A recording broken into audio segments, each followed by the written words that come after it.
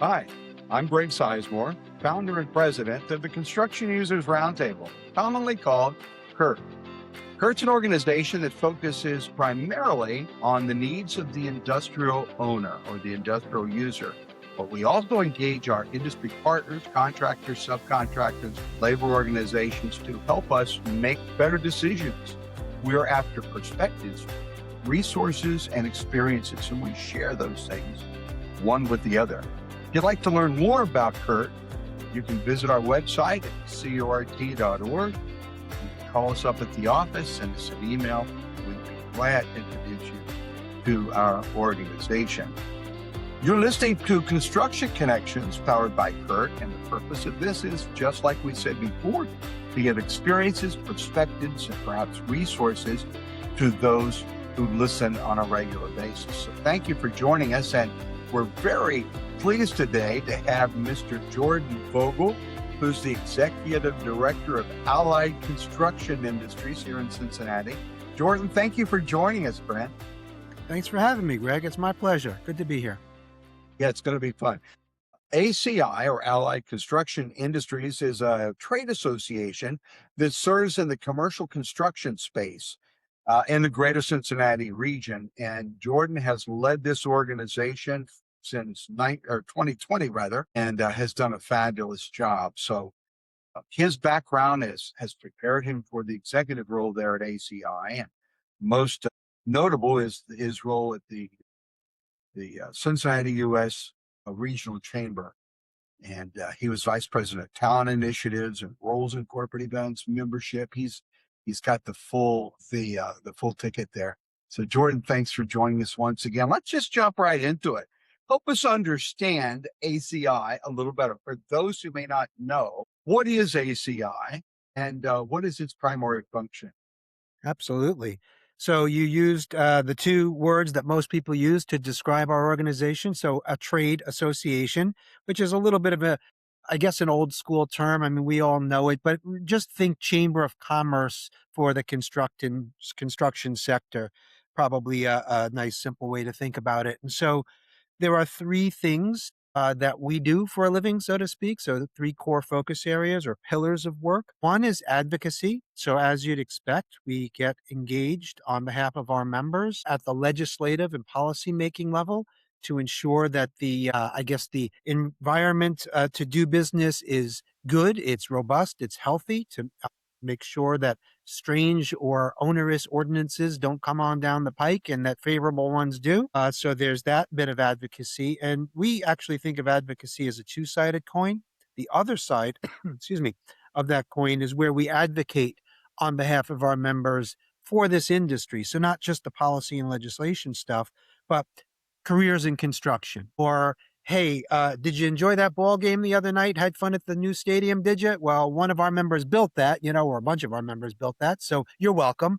So making sure that our contractors and folks in the built environment get a little bit of recognition for what they do here, from all the things they build, from vertical to horizontal to infrastructure. And then, so that was one pillar. The next pillar, it is our largest pillar of work. It is really our central pillar, is workforce solutions.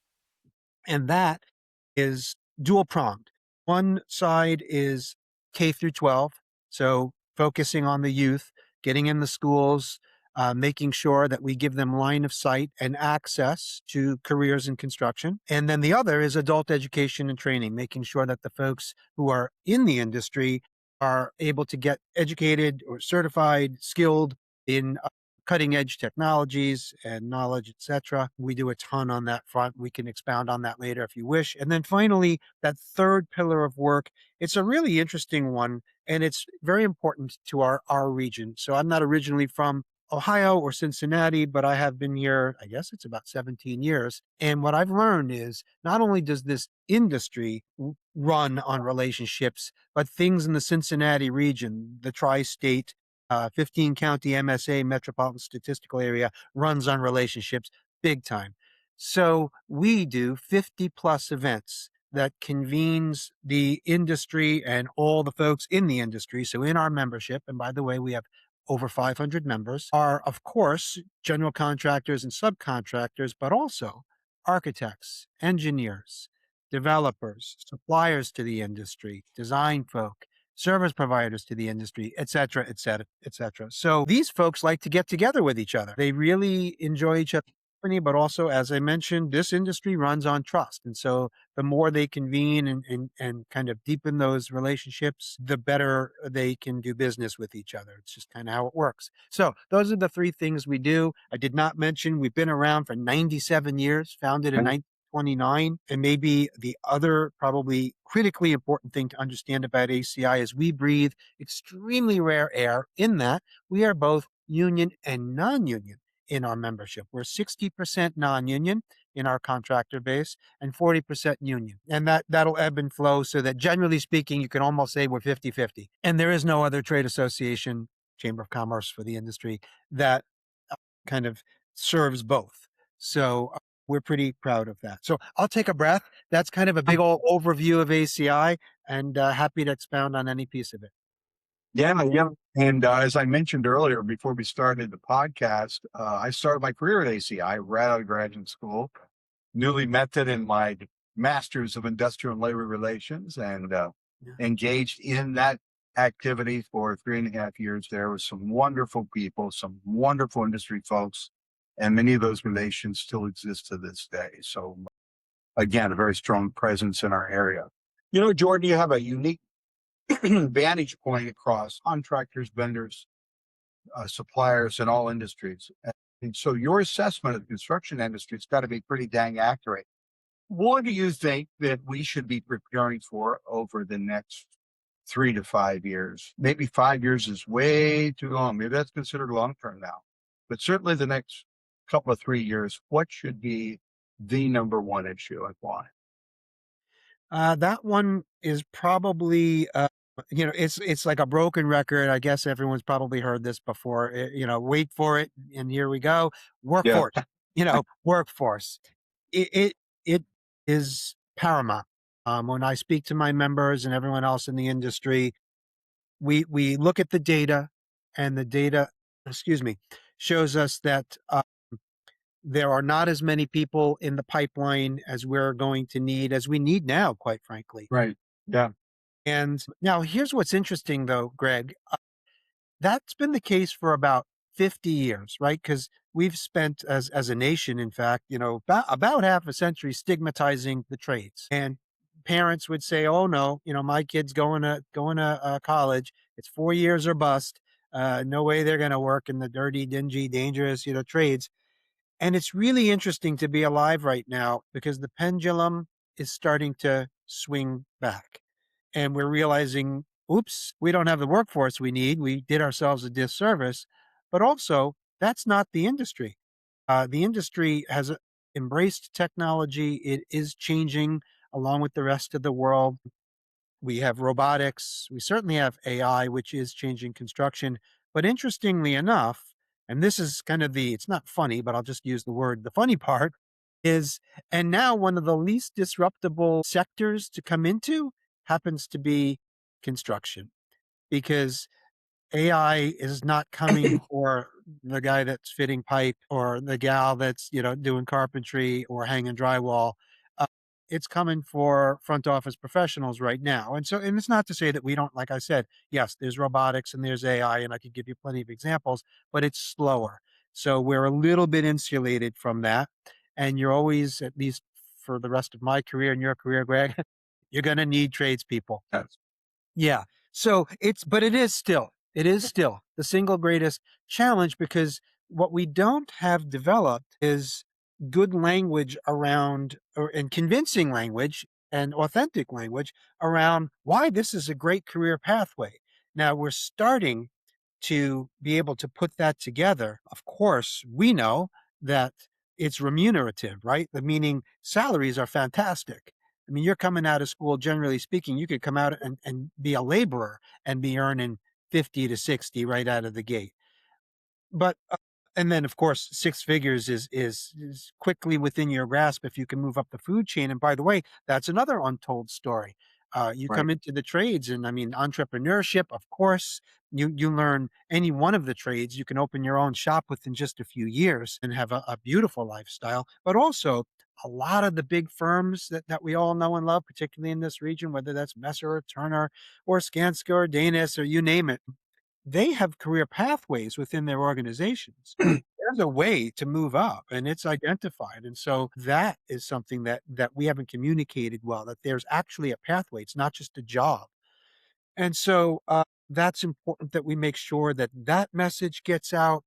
And then also that it's not your kind of, as the old expression goes, it's not your grandfather's construction industry, right? Like Right. it's so much more inclusive than it used to be. There's so many more women and people of color that have come into the industry, and superintendents and foremen and women are learning how to be more competent culturally, and that could just mean literally how to deal with the different age ranges.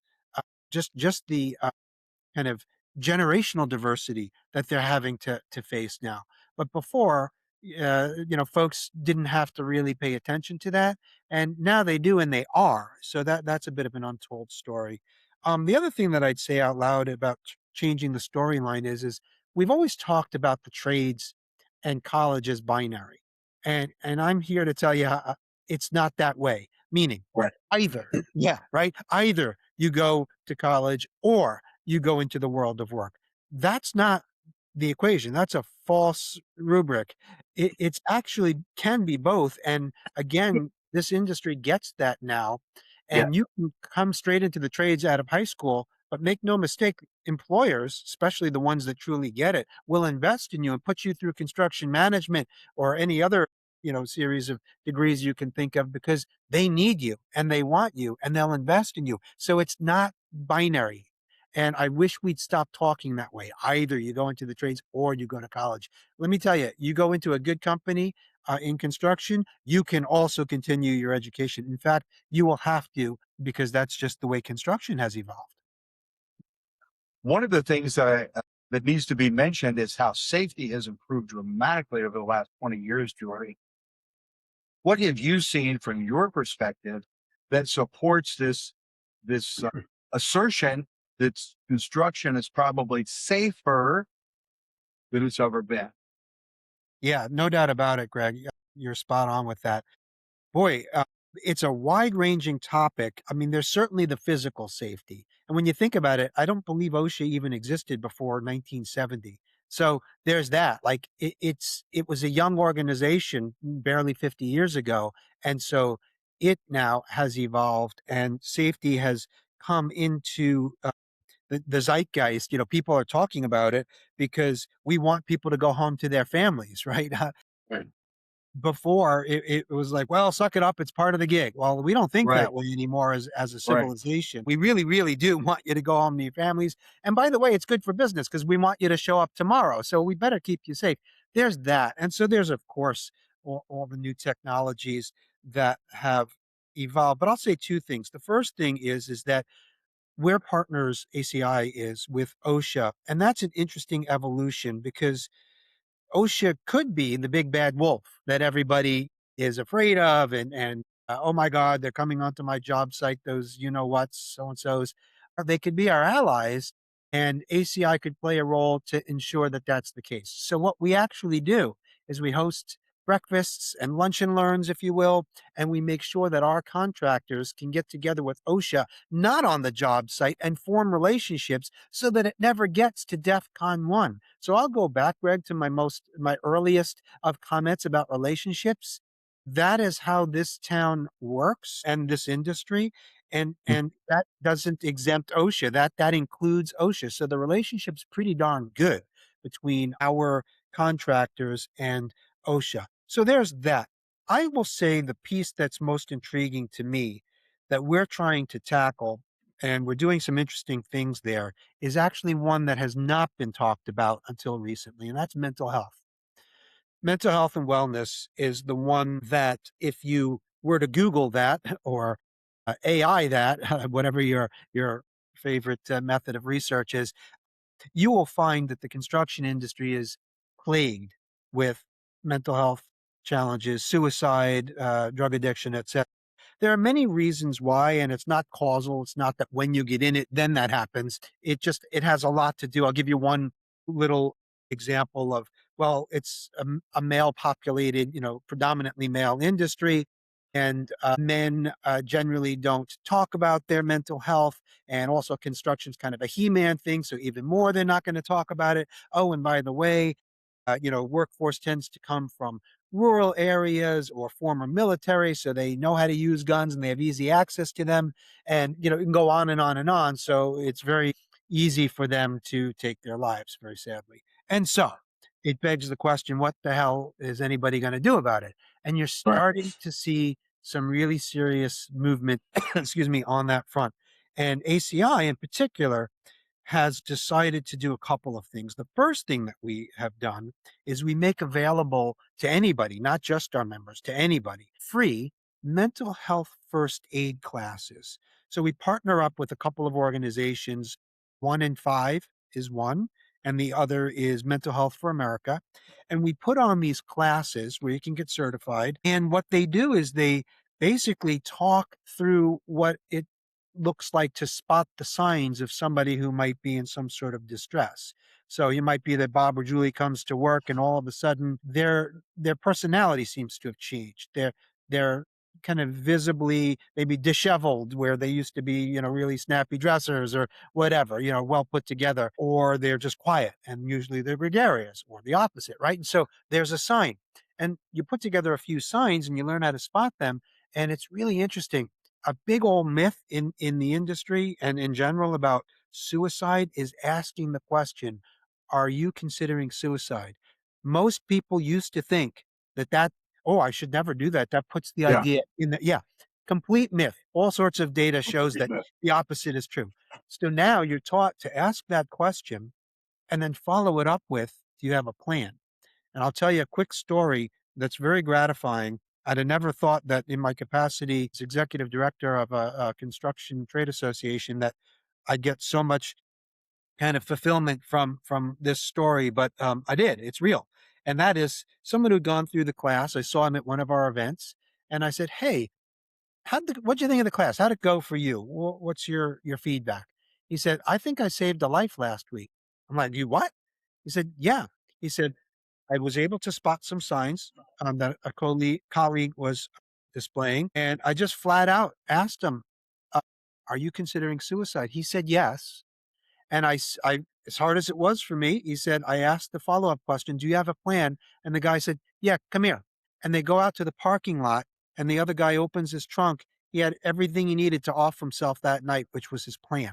And so this person that I was talking to said, and he was able to follow up with the next steps of getting him the help that he needed. And that was an amazing story to hear. So there's those mental health first aid classes. And what we're also doing, Greg, is we just propped up a brand new class for leaders or those who are new leaders. It's called Leadership in Construction. It's an ACI program. It's 8 modules, and 2 of them are dedicated to mental health first aid. So we believe that the leader of the future, the superintendent, the foreman, the project manager, et cetera, needs to have these skills since our industry suffers from what I mentioned before, suicide and drug addiction, that we need these skills, particularly the leaders, to spot it and intervene, not fix, intervene.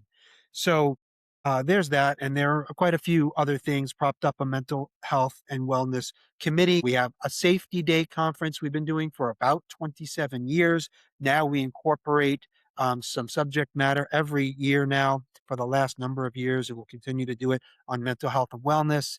I could go on and on, but I think you get the point. So when it comes to safety, quite frankly, that's the big focus for ACI. The other stuff, of course, we still do the physical safety, but I think that the silent one that no one's talked about for all these many years is the one that concerns us the most, because it's just so sad and unnecessary, and we can fix that. We can change that, I hope.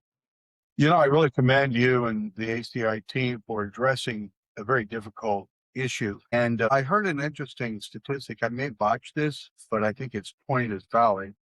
But last year, the industry may have lost 1,100 people from industrial accidents, but 5,000 of its members made the irreversible decision.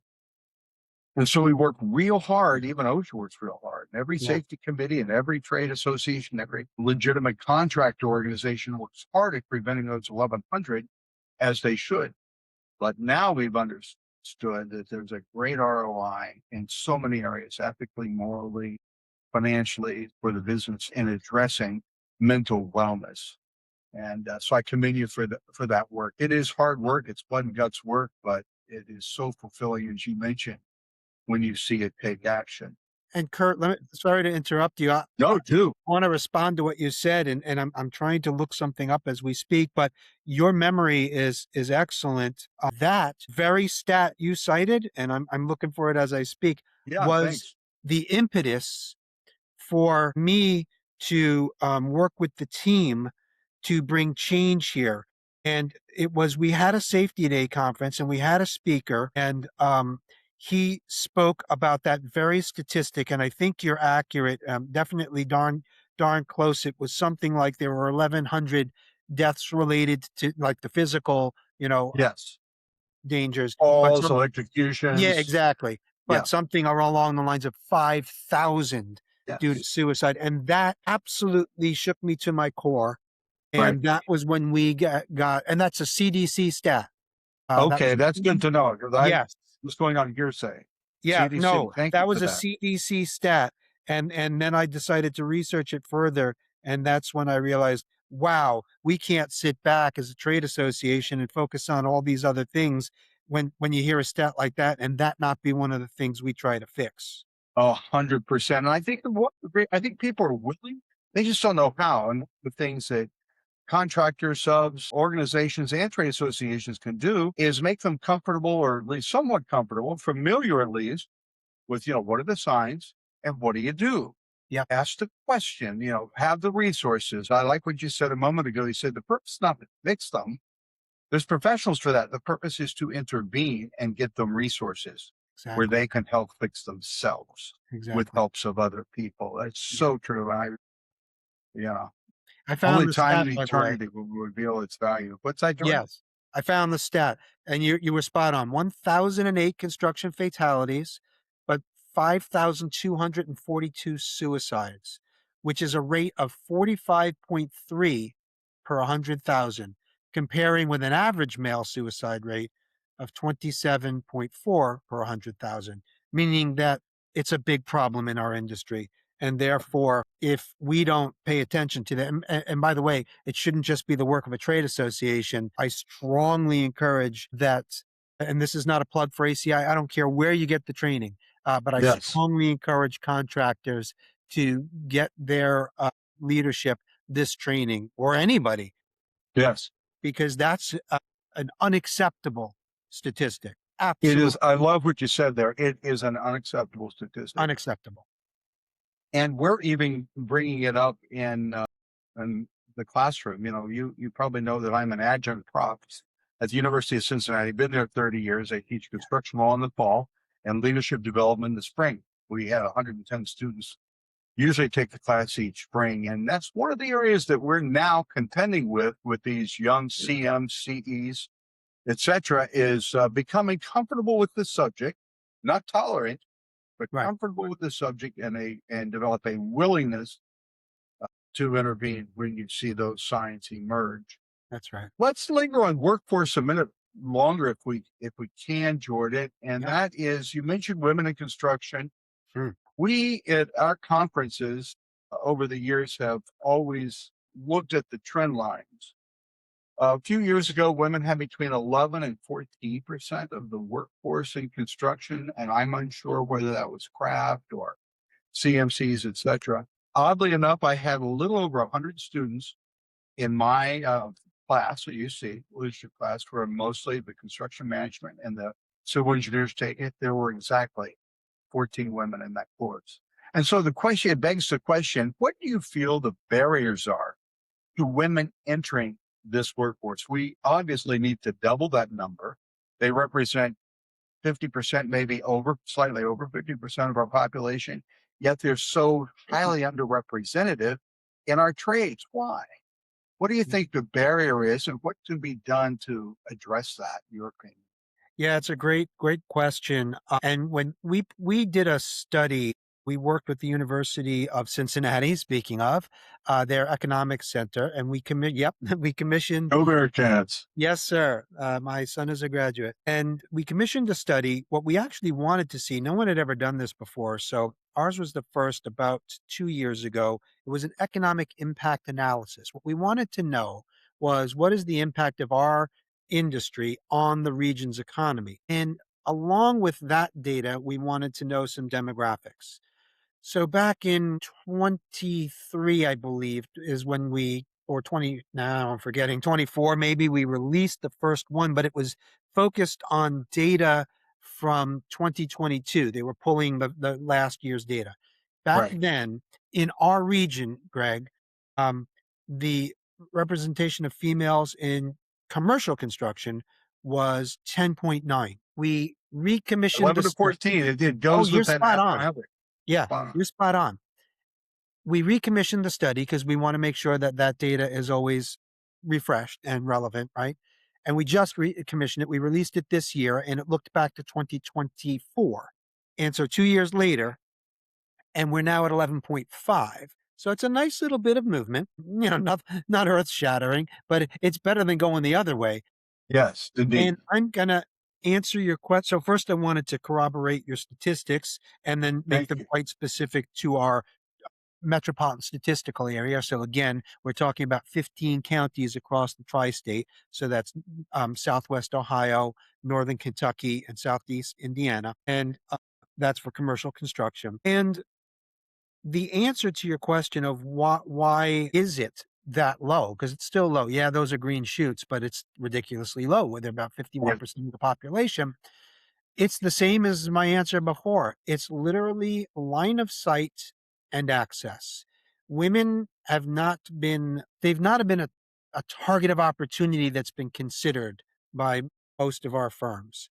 And they don't know how, most of them. And actually, I like when you said that. Like, it's not most of our challenges and they're almost never a question of unwillingness. Yeah, it's just, not knowing or What do I ignorance. do? Yeah. Yeah, what do I do, right? Might even be, just, I don't know, or I wanna, but I have no idea how to.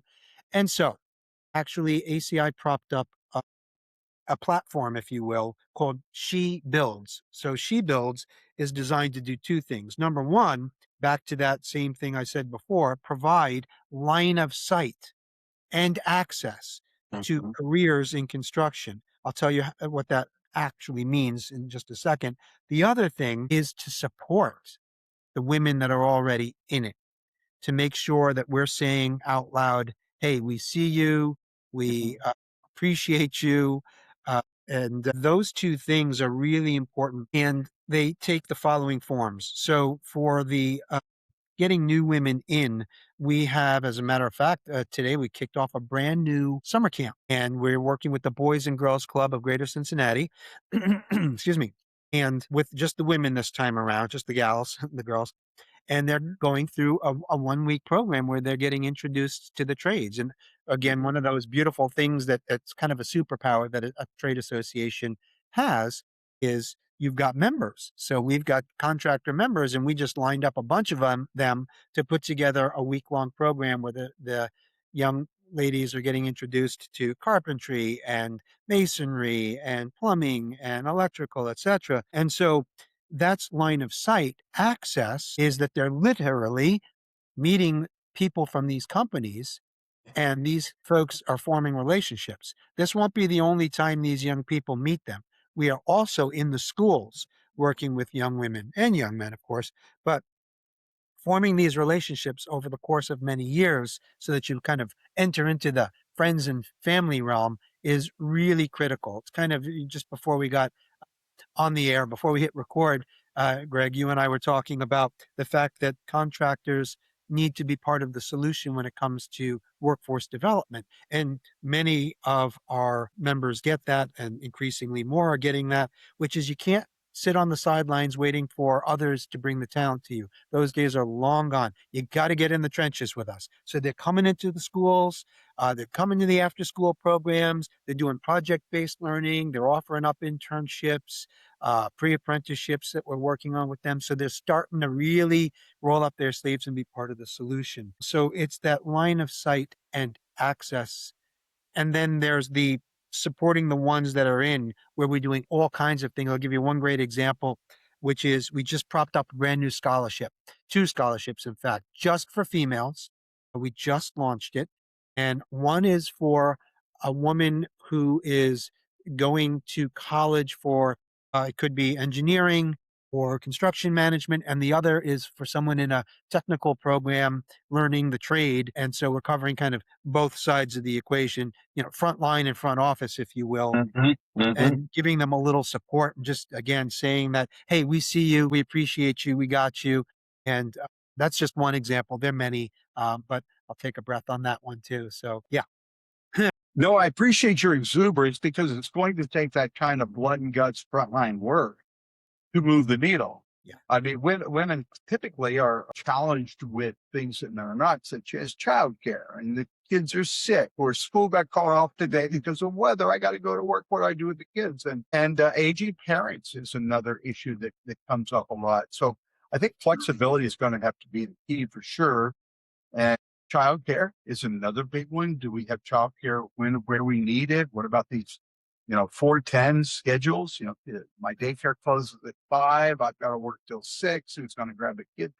Those kind of things typically, not exclusively, fall on women. And I think for that reason, they're disinclined to pursue careers in our business because of the demanding physical requirement, the variable schedules, and sometimes the need for them creates a little intolerance for it can't be off. We need you on this site this day. We need these things. So these are issues that you got to start.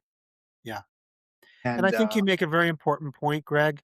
I think that increasingly these are the types of conversations we, again, as a trade association, are having with our members, which is that you don't have a choice anymore. If you that's right, true. and it's Right. math. It's pure math. And you set the math equation up earlier. Like let's see. A, you don't have the workforce you need. Okay. B, you've only got about 11.5% of a gender when there's up to 51% Right. that you could have. You are leaving talent on the table. And if you're Yeah. not doing everything in your power, including all the things you just said, making your company a place that somebody would want to work because you have that flexibility built in and you understand that that is a challenge, around motherhood, Yes. all of that, then you're going to lose. You will not win. And those who get it will win, and you'll cease to exist 5 or 10 years from now, period. 100%. Let's talk about another aspect of the workforce development, and even the attractiveness of the construction industry has to do with things like AI, robotics, drones, reality capture, digital project delivery, all the stuff that students coming out of college, at least, are pretty relational to, and they're becoming much more common on our projects. Which of these new developments do you feel? I know it's anecdotal, but we're asking for your opinion, your Yeah. perspective, as we said earlier. Which do you think will have the greatest impact on construction? Yeah, it's interesting. And as you can imagine, I give this a lot of thought. I'm a kind of big fan of AI and I use it daily, multiple times a day for various things. I am both fascinated by it and I am absolutely terrified by it.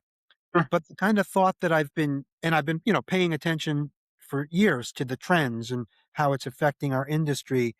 Here's an interesting reality.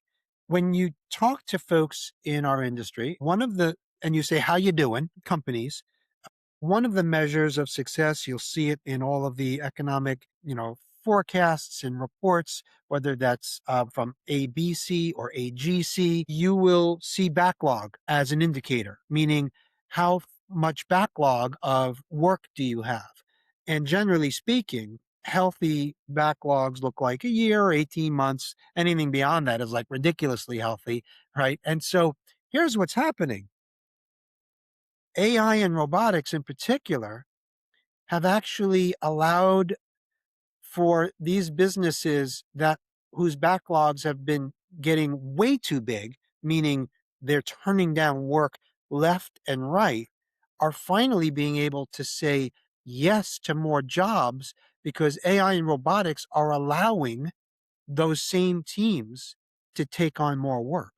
So actually what I'm hearing is that people are they're a little more overworked. Not that anyone's losing jobs. We need even more. And please give us some who know how to work, the machines and the software, Right. and use AI. So I actually don't have a lot of fear on it. When it first started coming out, I remember seeing some robots laying some brick, and that scared me. And then I saw that actually one of my members got that robot and said, and now I can take on 3 more jobs a year, and I can't hire enough people, you know, to do all the other things and work the machine, et cetera, et cetera. It was the same thing for, someone got, the robot, I think it's called Spot or maybe Dog. Now I can't remember. I keep saying I think it Spot. is fine. Yeah. Yeah, could be. It's one of the Boston Dynamics robots, and it could be Spot, but it looks like a dog. It could be DAWG too. Anyway, someone else will look that up. And that robot can move through a job site very with great agility, stepping over things and not falling on its face. And then somebody got the bright idea to attach some AI and software to it and lasers so that it could do estimation. And so it was the same storyline, though. Everyone was positive that all the estimators were about to lose their jobs. And instead, they were able to do two, three times as many estimates, and it could run at hours when they weren't interfering with, general Right. jobs, so, functions. Anyway, all I'm seeing right now, Greg, is it's allowing businesses to take on even more work. So Right.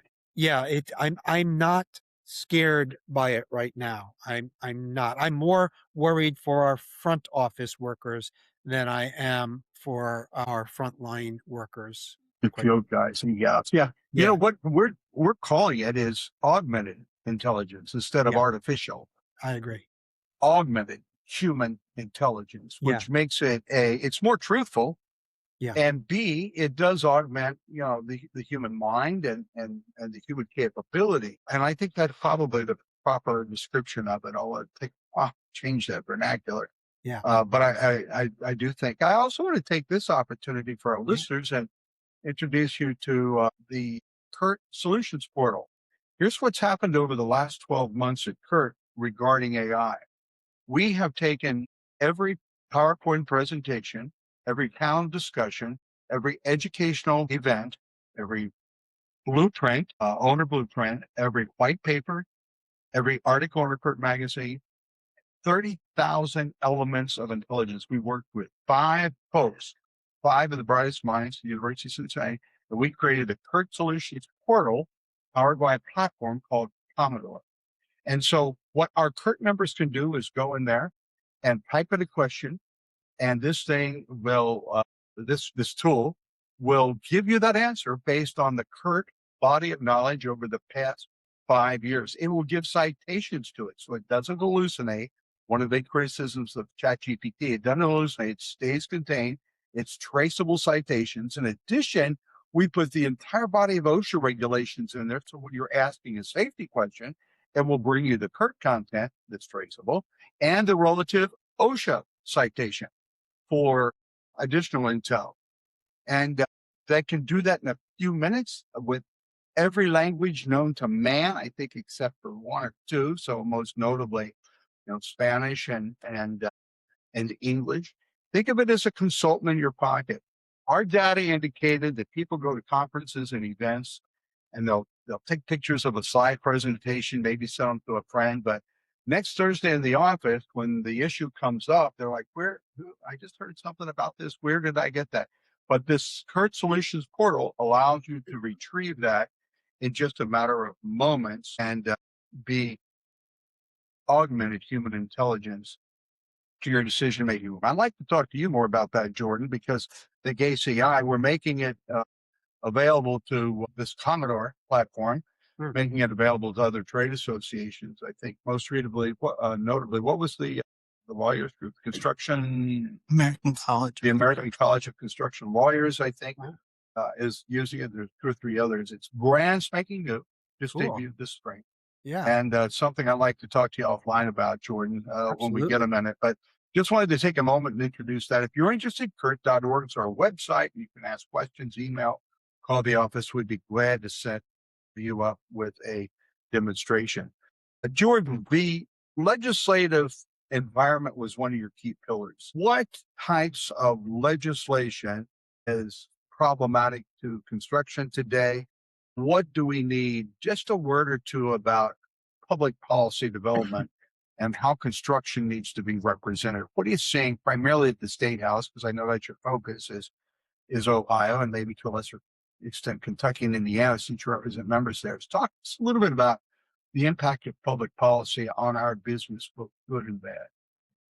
Yeah, it's a really interesting topic. What I didn't mention that now's a good time to mention is that ACI is what's called an umbrella organization. And what Right. that means is we have other divisions under us, and AGC, Associated General Contractors, is one of them. There is a Cincinnati chapter. Technically, I'm the executive director of that as well. Right. And what that affords us, if you will, is helps ensure that the voice of our region is heard at that state house level. So we can bubble things up through our affiliation to Ohio, if you will, the Ohio AGC. And of course, we can do that nationally as well. And so there's that. I guess the way I would answer that question is at any given time, there's of course any number of interesting things that come down the pike. I'll give you a for instance.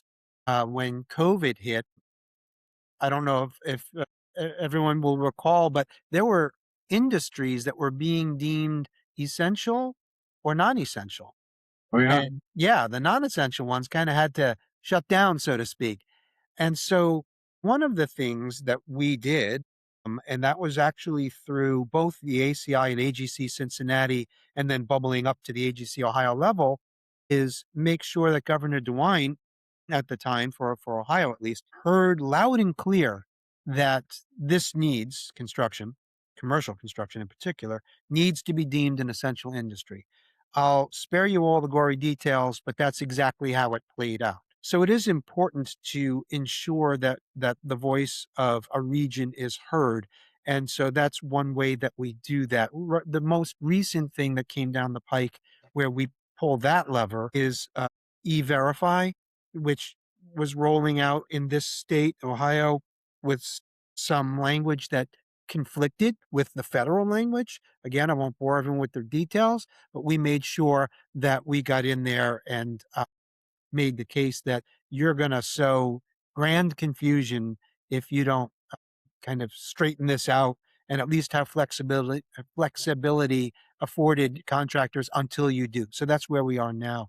But I will say it's actually, as the expression goes, a very local game. Politics is local, right?